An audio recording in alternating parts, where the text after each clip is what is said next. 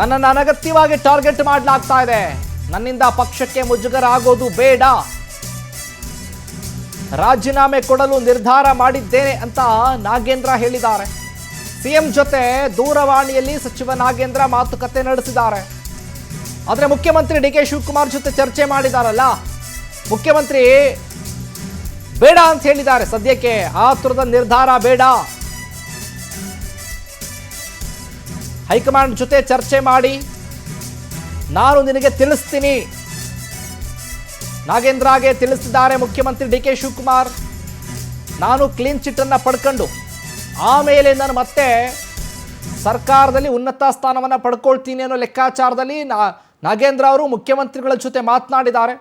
ಇನ್ನು ಕಾಂಗ್ರೆಸ್ನ ಒಂದಷ್ಟು ಚರ್ಚೆಗಳಾಗ್ತಿದ್ದಾವಲ್ಲ, ಅವೆಲ್ಲವೂ ಕೂಡ ಪವರ್ ಟಿವಿಗೆ ಲಭ್ಯ ಆಗಿದೆ ಉನ್ನತ ಮೂಲಗಳಿಂದ. ಮೊದಲು ಬ್ರೇಕ್ ಮಾಡಿದ್ದೆ ಪವರ್ ಟಿವಿ ರಾಜೀನಾಮೆ ವಿಚಾರವನ್ನು. ಇದೇ ವಿಚಾರಕ್ಕೆ ಸಂಬಂಧಪಟ್ಟ ಹಾಗೆ ಹೆಚ್ಚಿನ ಅಪ್ಡೇಟ್ಸನ್ನು ಕೊಡ್ತಾರೆ ನಮ್ಮ ಪೊಲಿಟಿಕಲ್ ಬ್ಯೂರೋ ಹೆಡ್ ಆಗಿರುವಂಥ ರಾಘವೇಂದ್ರ ಲೈವ್ನಲ್ಲಿ ಜಾಯ್ನ್ ಆಗ್ತಿದ್ದಾರೆ.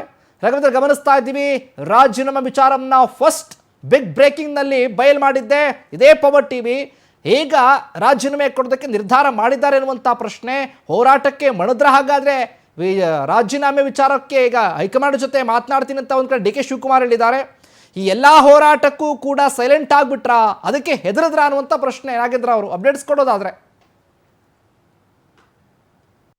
ವಾಲ್ಮೀಕಿ ಅಭಿವೃದ್ಧಿ ನಿಗಮದಲ್ಲಿ ನಡೆದಿರ್ತಕ್ಕಂತಹ ಭ್ರಷ್ಟಾಚಾರಕ್ಕೆ ಸಂಬಂಧಪಟ್ಟಂತೆ ನಾಗೇಂದ್ರ ಅವರು ಈ ಹಿಂದಿನ ಸಹ ಸಚಿವರಾಗಿದ್ದಂತಹ ಸಂದರ್ಭದಲ್ಲಿ ರಾಜೀನಾಮೆಯನ್ನ ಸರ್ಕಾರ ಆಗಿನ ಸಿದ್ದರಾಮಯ್ಯನವರು ಏನ್ ಸಿಎಂ ಆಗಿದ್ರು ಪಡೆದಿದ್ರು. ಅದಾದ ಬಳಿಕ SIT ಇಂದ ಕ್ಲೀನ್ ಚಿಟ್ ಏನೋ ಅವ್ರಿಗೆ ಸಿಗ್ತೈತೆ.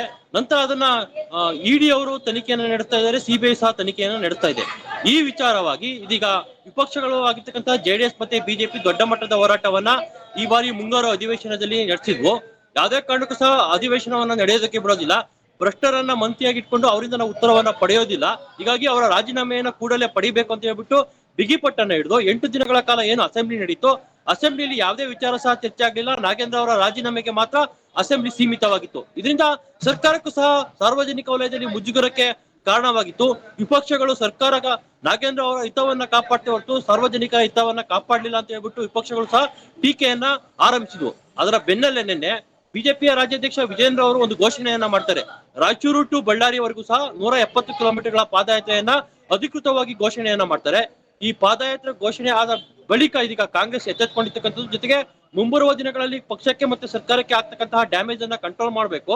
ಆ ನಿಟ್ಟಿನಲ್ಲಿ ನಾವು ತಂತ್ರಗಾರಿಕೆಯನ್ನ ಮಾಡಬೇಕು ಅನ್ನೋ ನಿಟ್ಟಿನಲ್ಲಿ ನಾಗೇಂದ್ರ ಅವರ ರಾಜೀನಾಮೆಯನ್ನ ಪಡೆಯೋದಕ್ಕೆ ಇದೀಗ ಕಾಂಗ್ರೆಸ್ ಮುಂದಾಗಿದೆ ಅಂತ ಹೇಳಲಾಗೈತೆ. ಈ ನಿಟ್ಟಿನಲ್ಲಿ ನಿನ್ನೆ ಸಿಎಂ ಅವರು ನಾಗೇಂದ್ರ ಅವರನ್ನ ಕರೆಸಿಕೊಂಡು ಮಾತುಕತೆಯನ್ನು ಸಹ ನಡೆಸಿದ್ದಾರೆ ಅಂತ ಹೇಳಲಾಗೈತೆ. ಖುದ್ದಾಗಿ ನಾಗೇಂದ್ರ ಅವರ ಬಾಯಿಂದನೇ ನಾನು ರಾಜೀನಾಮೆಯನ್ನ ಕೊಡ್ತಾ ಇದ್ದೀನಿ ಅನ್ನೋ ಮಾತನ್ನು ಸಹ ಕಾಂಗ್ರೆಸ್ನವರು ಹೇಳಿಸ್ಬೇಕಂತ ನಿಟ್ಟಿನಲ್ಲಿ ತಂತ್ರಗಾರಿಕೆಯನ್ನ ಎಳೆದಿದ್ದಾರೆ ಅಂತ ಹೇಳಲಾಗೈತೆ. ಆದ್ರೆ ನಾಗೇಂದ್ರ ಅವರು ಒಂದು ಸ್ಪಷ್ಟನೆಯನ್ನ ಕೊಟ್ಟಿದ್ದಾರೆ. ಯಾವುದೇ ಕಾರಣಕ್ಕೂ ಸಹ ನಾನು ರಾಜೀನಾಮೆಯನ್ನ ಕೊಡೋದಿಲ್ಲ, ರಾಜೀನಾಮೆಗಳು ಬರೀ ಕಪೋಲಕಲ್ಪಿತ ಸುದ್ದಿಗಳನ್ನ ಮಾಧ್ಯಮಗಳು ಮಾಡ್ತಾ ಇದ್ದಾವೆ ಅನ್ನೋ ನಿಟ್ಟಿನಲ್ಲಿ ಸಹ ಒಂದು ಸ್ಪಷ್ಟನೆಯನ್ನ ಕೊಟ್ಟಿದ್ದಾರೆ.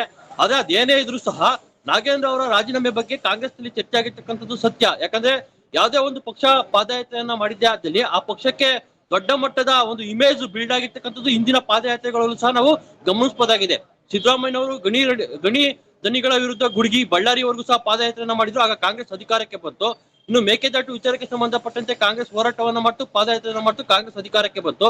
ಇನ್ನು ಮೂಡ ವಿಚಾರವಾಗಿ ಬಿಜೆಪಿ ಮತ್ತೆ JDS ಜಂಟಿಯಾಗಿ ಹೋರಾಟವನ್ನ ಮಾಡಿದ್ರು. ಸಿದ್ದರಾಮಯ್ಯ ಅವರಿಗೆ ದೊಡ್ಡ ಮಟ್ಟದ ಡ್ಯಾಮೇಜ್ ಸಹ ಆಯ್ತು, ಅವರು ಸಿಎಂ ಸ್ಥಾನದಿಂದ ಕೆಳಗಡೆನೂ ಸಹ ಇಳಿದ್ರು. ಈ ಎಲ್ಲವನ್ನು ಗಮನಿಸಿರ್ತಕ್ಕಂತಹ ಕಾಂಗ್ರೆಸ್ ಮುಂಬರುವ ದಿನಗಳಲ್ಲಿ ಬಿಜೆಪಿ ಮತ್ತೆ ಹೋರಾಟವನ್ನ ಮಾಡಿದ್ದಾದಲ್ಲಿ ಅದು ಬಿಜೆಪಿಗೆ ಪ್ಲಸ್ ಆಗುತ್ತೆ.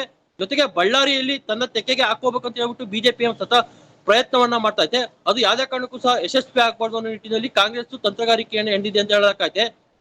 ಮೂಲಗಳ ಪ್ರಕಾರ ನಾಗೇಂದ್ರ ಅವರು ನನ್ನಿಂದ ಪಕ್ಷಕ್ಕೆ ಯಾವುದೇ ರೀತಿಯ ಡ್ಯಾಮೇಜ್ ಆಗೋದು ಬೇಡ, ನಾನು ಕ್ಲೀನ್ ಚೀಟ್ ತೆಗೆದುಕೊಂಡು ಸಚಿವ ಸಂಪುಟಕ್ಕೆ ಬರ್ತೀನಿ, ಹೀಗಾಗಿ ನನ್ನ ರಾಜೀನಾಮೆಯನ್ನ ಅಂಗೀಕಾರ ಮಾಡಿ ಅನ್ನೋ ನಿಟ್ಟಿನಲ್ಲಿ ಹೇಳಿಕೆಯನ್ನ ಕೊಟ್ಟಿದ್ದಾರೆ ಸಿಎಂ ಬಳಿ ಅಂತ ಹೇಳಲಾಗೈತೆ. ಎಲ್ಲವೂ ಸಹ ಸರಿ ಹೋದ್ರೆ ಇವತ್ತು ಸಂಜೆ ಅಥವಾ ನಾಳೆ ನಾಗೇಂದ್ರ ಅವರ ರಾಜೀನಾಮೆ ಸಿದ್ಧ ಅಂತಾನೆ ಹೇಳ್ಬೋದು. ಶಿವಕುಮಾರ್, ಥ್ಯಾಂಕ್ ಯು ರಾಘವೇಂದ್ರ, ನಿಮ್ಮೆಲ್ಲ ಡೀಟೇಲ್ಸ್ಗಾಗಿ.